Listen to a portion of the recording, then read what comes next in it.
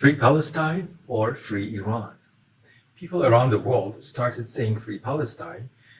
There were protests across multiple campuses, especially in the United States. A lot of celebrities, political groups, and religious groups adopted the campaign.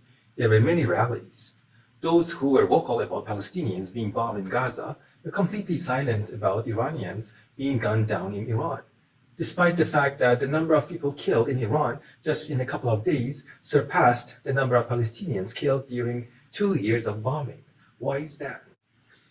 The thing is, the Islamic Republic, which gunned down tens of thousands of its own citizens in January 2026, is the biggest supporter of militant groups such as Hamas and Hezbollah that fight for Palestinian liberation. The Islamic Republic literally sends almost all of Iran's oil and resources money on arming and supporting these groups and their propaganda, to the extent that Iran's economy is in shambles.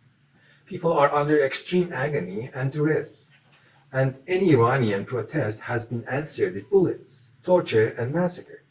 Individuals who support Palestinians argue that we cannot let Israel or the US/Trump win. That's why we cannot support the Iranian people.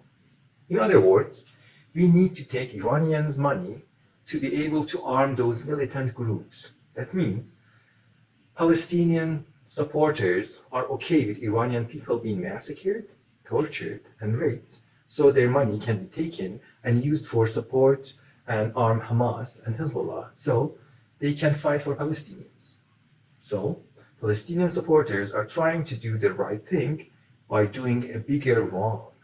That means trying to stop a genocide by supporting or committing a bigger genocide. This is diabolical, racist, and inhumane. If you stand for humanity, then all human lives should be equally valuable. Supporting some human lives while ignoring others is hypocritical. And the world is noticing this selective sympathy, and this is backfiring.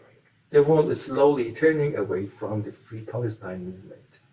The Iranian uprising has turned into a litmus test for distinguishing between selective sympathy and true humanitarianism.